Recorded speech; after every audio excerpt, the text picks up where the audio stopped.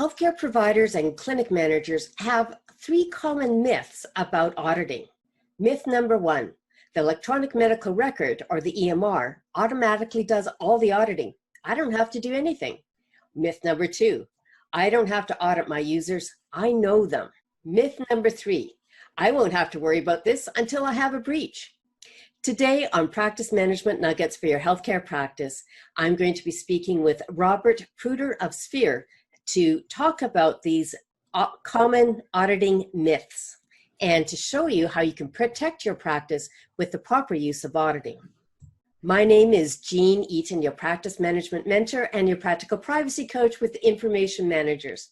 And I want to welcome you to Practice Management Nuggets, where we share tips, tools, templates, and resources and interviews with guest experts to help you grow, improve, or fix your healthcare practice.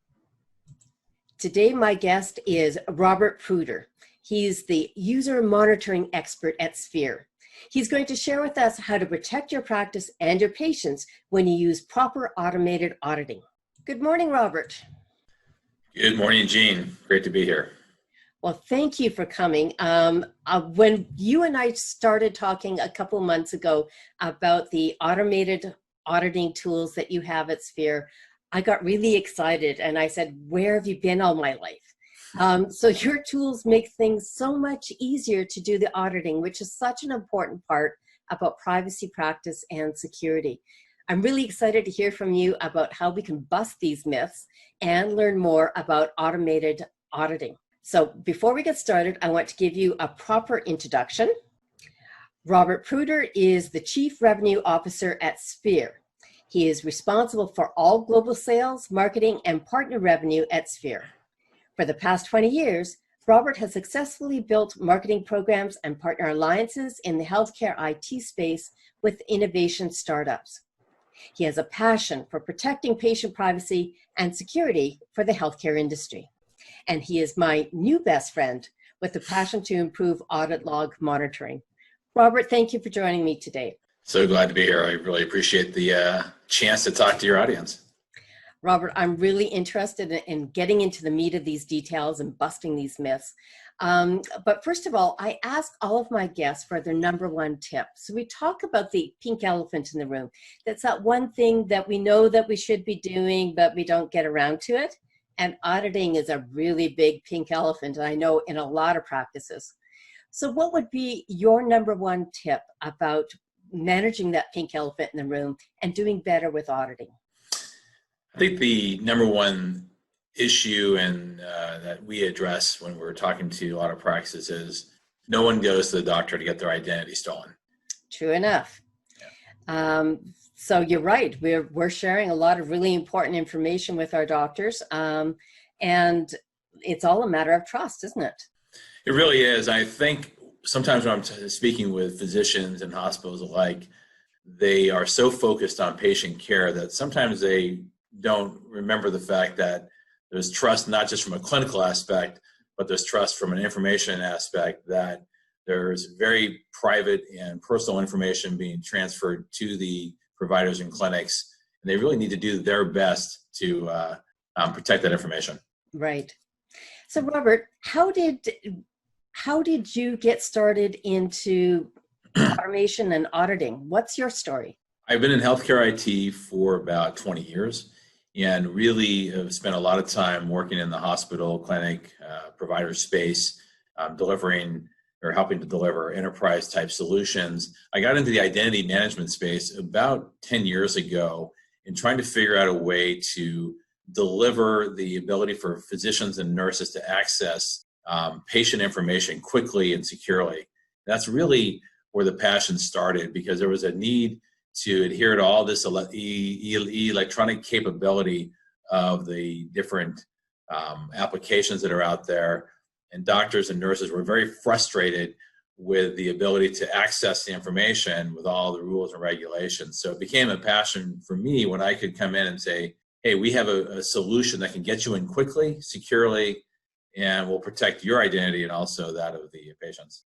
So I've been in a lot of the same clinics, obviously, because I hear from doctors and nurses when they go from room to room that they don't want to log out and have to log in again.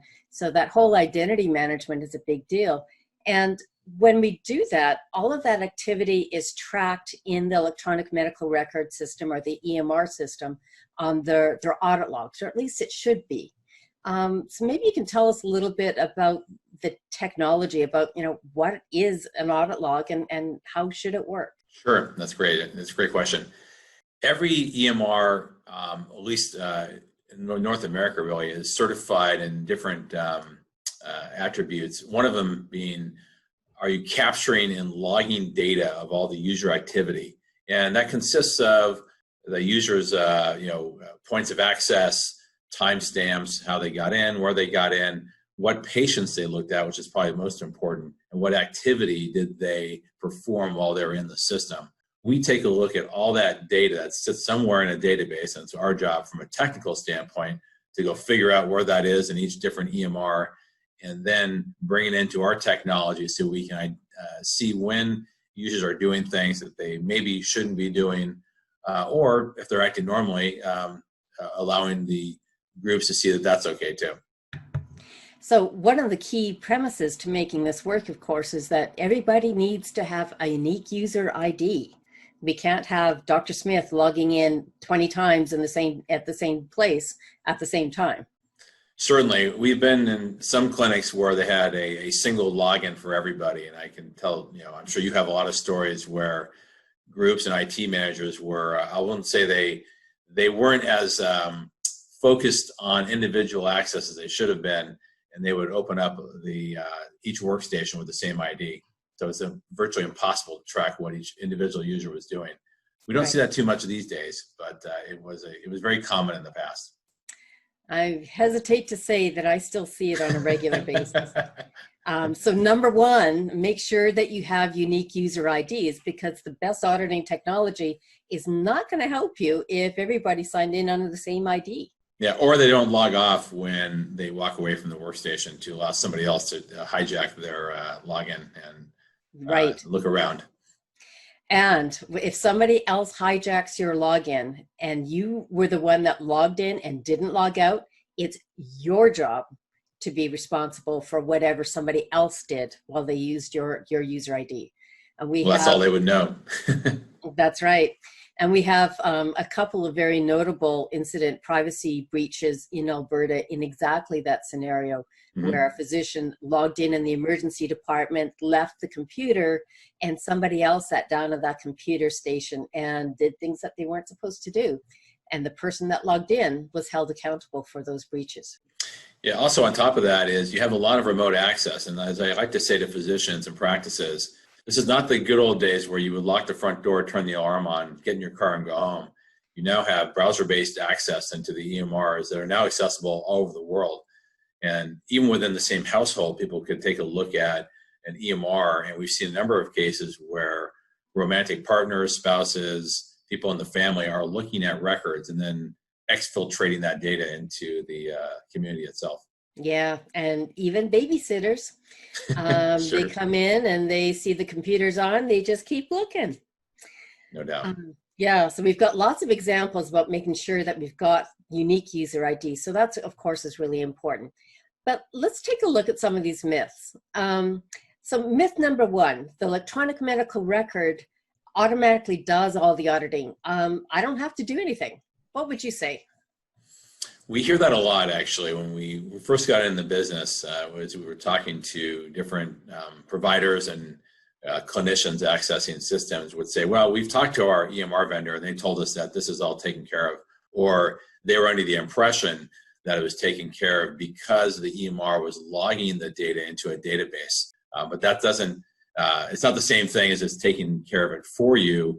There is some type of reporting potential if you go into there and look at the activity. But the truth is, it's not taking care of it. It's not identifying when someone's acting abnormally or even with malintent, if you will.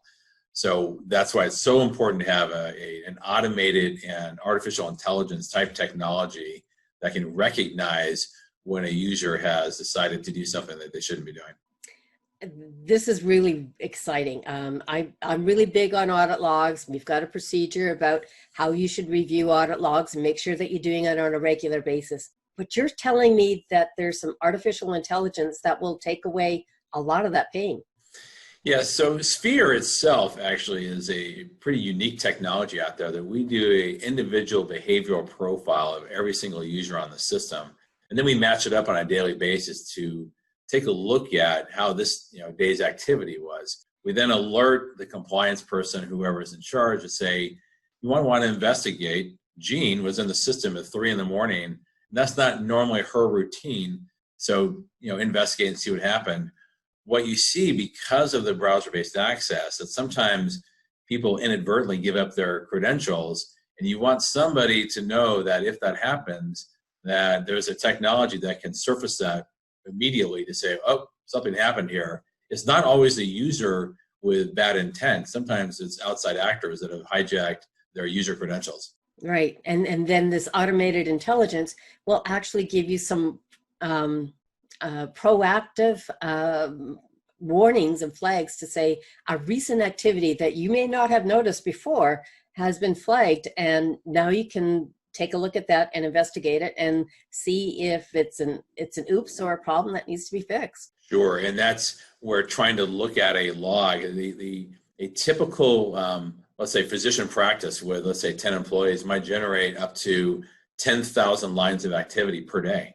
And trying to eyeball that manually or take a look at, or some people spot check, is just not effective in trying to figure out, has something happened, and you need to catch this stuff early or you're going to expose yourself to some serious civil liability. Right. So let's take a look about myth number 2. I don't have to audit my users. I know them. We do hear that occasionally, and that's great. You probably have hired fantastic people to work in the environment in which you might be 10 employees, 15 employees, you've known people for a long time. There's 2 things there. One, you don't know when someone's credentials have been stolen through maybe a phishing attack or some sort of over-the-shoulder look. Someone's at home and they didn't realize that someone in the household was looking over their shoulder and they gave up their credentials. And the other thing is people's circumstances change quite frequently. We've had a number of cases where someone had a drug issue or they ran into financial problems and they exfiltrated data and then sold it on the open market. There was a really crazy case down in Florida where people were going to clinicians who were walking into a Starbucks and paying them $1,000 for records. And so you just never know what people are up against, even in your own office. It's a lot of liability, and you want to make sure that you just do the basics in monitoring user activity. Yeah, it's really important to be able to demonstrate that you're taking some reasonable safeguards, some reasonable precautions in place, because our circumstances change, our individual circumstances change. And I have to wonder, now that we're having more and more people working remotely from home, if that's going to create a higher risk profile. We've had a number of conversations with groups who've been concerned about just this topic. Obviously, you're seeing telehealth going from like 15 to 20% to 80% as far as patients being seen. That just opens up the door for users or people accessing data that you don't know. In some cases, there have been a lot of new hires, they're remote, you're not that sure of their activity. And this is why the AI is so really critical. Looking at someone's behavior, developing that individual profile is so important. So when you know when that user is doing something that they don't normally do. Right. And as we move forward, we're going to be hiring more people that are new, that are working from home. So we don't really get to know them in the same way that we have created that team culture face-to-face in our recent past. When we interview a lot of the clinics and hospitals, a lot of time they don't even realize that they've given access to a lot of quote unquote affiliated clinics or referring physicians and users they have no contact with, and they've opened up a pathway into their system. And we monitor all that as well. But when we're talking to groups, they're like, wow, we didn't even realize that we had 150 referring physicians looking at our images. And so that's where we kind of open the eyes and say, wow, there's more exposure than you realize. Let's not get scared about it. Let's just make sure we do all the best practices and monitor it. Absolutely. Okay. So our third myth is, I won't have to worry about this until I have a breach. Yeah, once you've had a breach, it's kind of too late in some ways, right? And so everybody knows or they've heard about the Jesse Smollett case in Chicago, where Jesse Smollett went into the emergency department, was seen there at the hospital there, and 36 people looked at his record, which wasn't detected for up to 30, I think, weeks afterwards. And so that damage has already been done. They exfiltrated the data to the newspapers. And so now people knew what he was in the emergency department for. They knew what he was taking.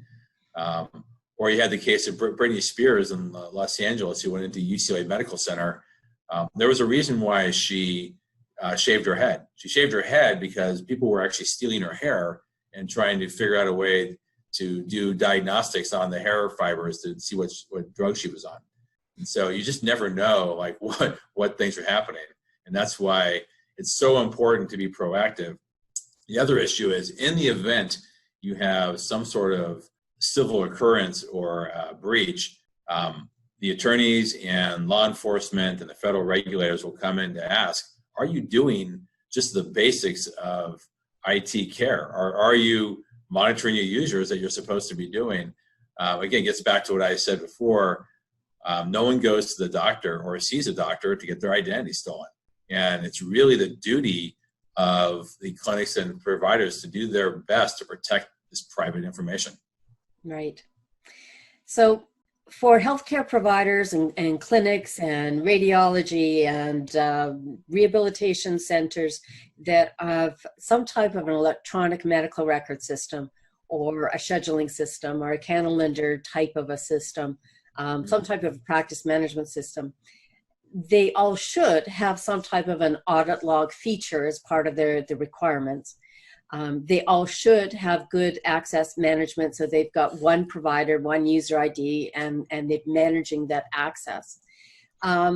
What else should a clinic do to make sure that they are activating their audit logs and that they've assigned somebody to be responsible for that, and I know what their next steps are as far as teaching their team members about privacy and security awareness and managing an incident when it happens? It was a lot to ask. Yeah, I think you hit on something that's really important. One, there should be a designated person within the organization. I mean, hospitals obviously have large IT staffs. They usually will have a chief information security officer or some sort of IT director.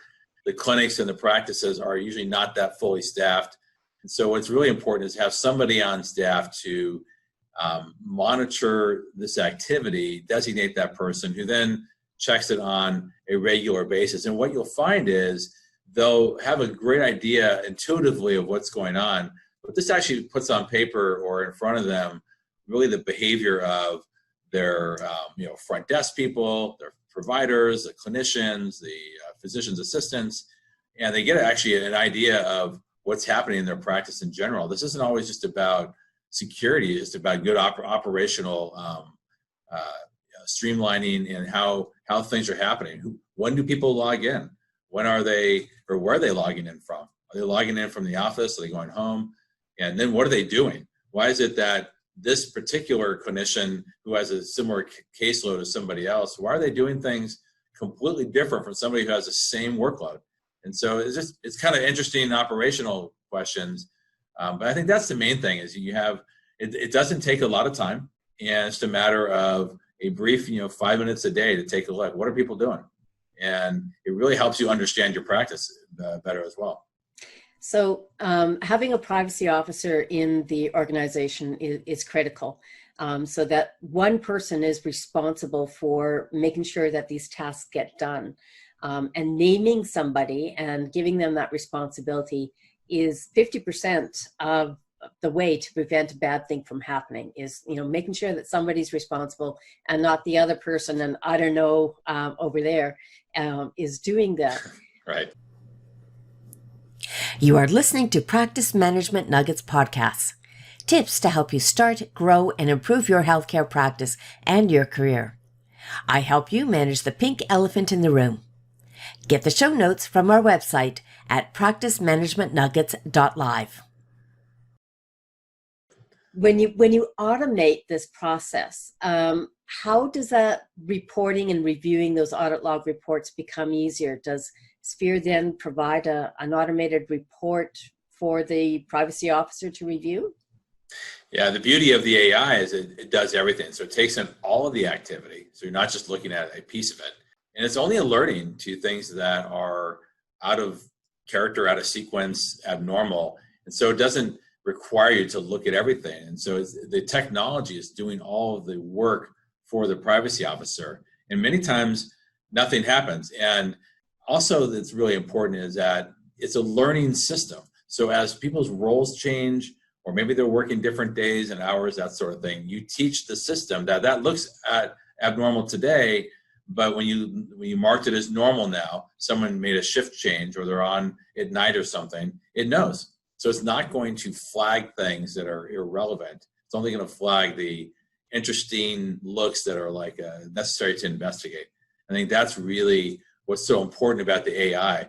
We don't want to burden the groups with this. I mean, it's a necessary activity and they have to do it or they should do it, but we don't want to overwhelm them because they have other things like treating patients, which is really their priority.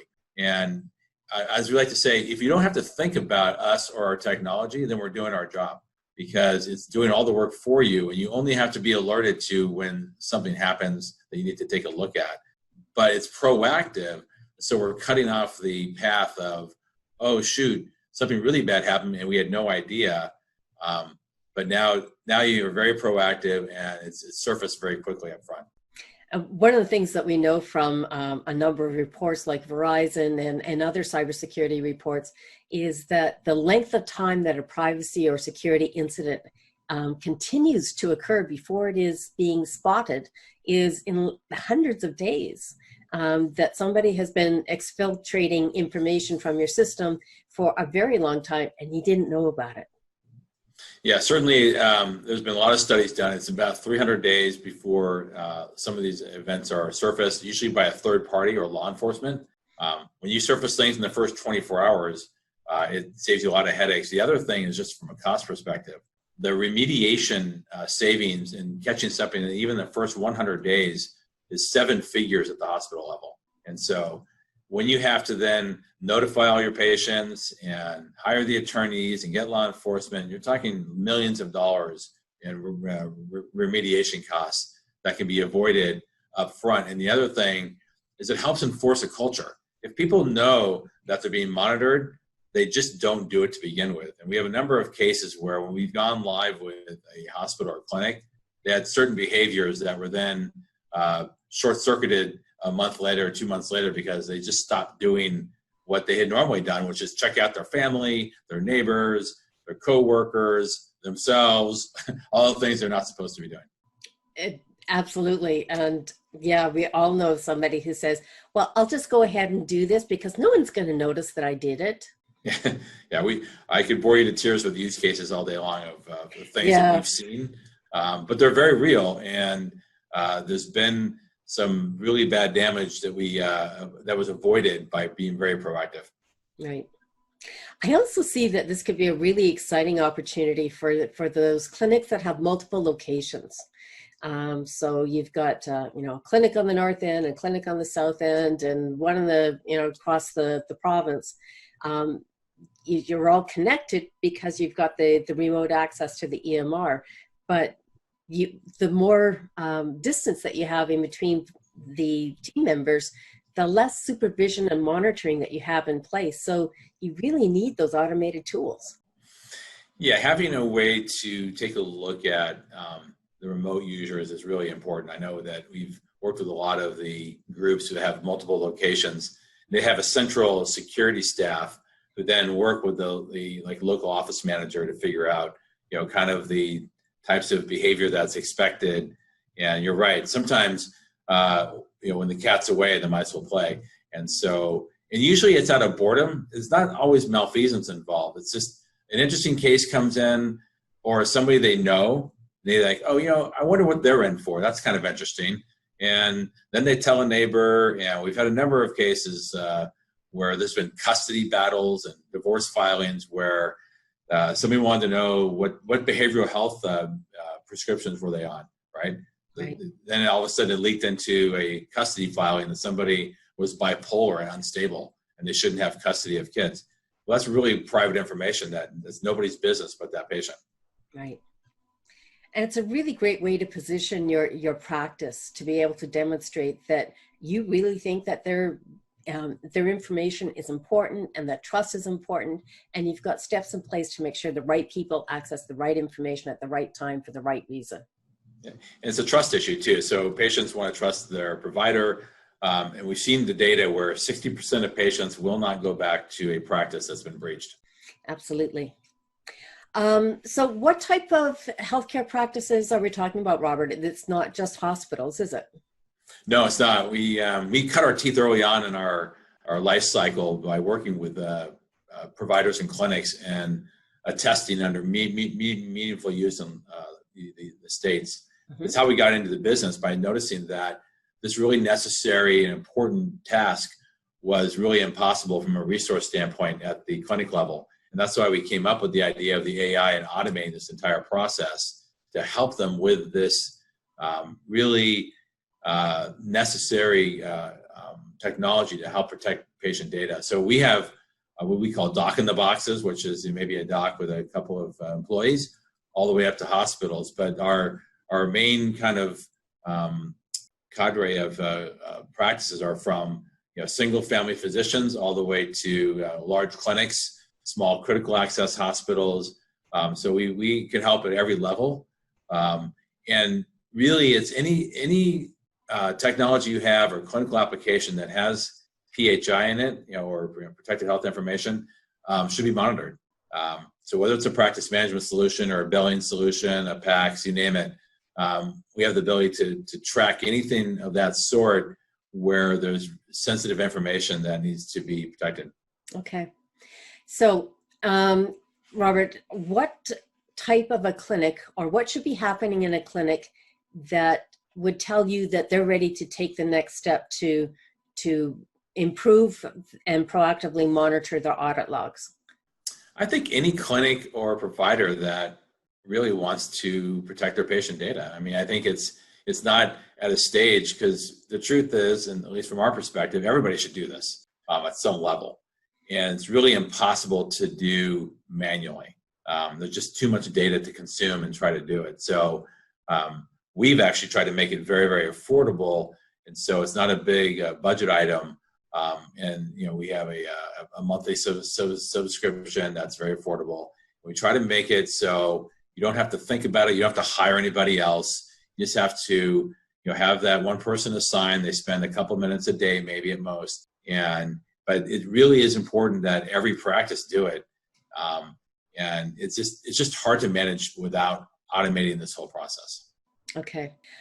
So Robert, every practice should be monitoring their audit logs. They should be doing it proactively, and having some tools like artificial intelligence to make it easy for you sounds like a clear winner to me. Tell us how people can contact you and SPHER to find out more about automating their audit logs.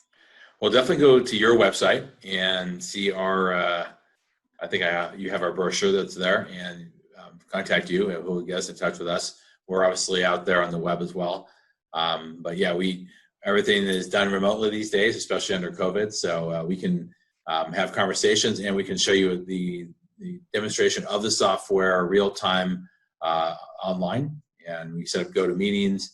And so any questions come up, obviously we live in a virtual world today, so we're able to do everything remotely, and through email, text, obviously GoToMeeting, Zoom, whatever the technology is. Okay, so you provided us with some additional information, so you can download that at informationmanagers.ca/likes SPHER, SPHER. And then you'll get the brochure from Robert, and you'll be able to get connected with him to book your demonstration and find out more about the AI automated logs monitoring tools. That is correct. Looking forward to talking to everybody. All right. Thank you, Robert, for joining us. I'm really excited about this opportunity. I think it's so needed. I don't need to go through 10,000 lines of code every day to review my audit logs, and I'm sure you don't either. So instead, there's a way to use automated intelligence to make this easier for you to do. So I want to thank you for joining us for Practice Management Nuggets.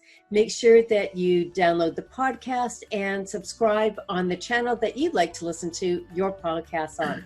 Until next time, my name is Jean Eaton, your practical privacy coach and practice management mentor. Did you hear something on today's podcast that you would like to go back and listen to again? Or maybe you heard something on one of our previous podcasts, but you don't remember which one, and you'd like to be able to find it quickly and easily. Well, that's easy to do now. If you heard something on this podcast that you want to revisit, go to practicemanagementnuggets.live/search and enter the keyword in the magic box. You will be brought back to the podcast at the exact spot where we talked about it. This video keyword search tool uses the new Searchy app. If you would like to know more about this, visit informationmanagers.ca/likes-searchy. That's SEARCHIE. I love surrounding myself with practice managers and healthcare providers and vendors who want to start, grow, and improve their practices. I want to help you with more great tips, tools, templates, and training that you can use right away. I search for guest experts who will share their #1 tip with you. Let me know if there's a topic or a guest expert that you want to hear on Practice Management Nuggets for your healthcare practice. Until next time, I'm Jean Eaton, your practice management mentor with Information Managers.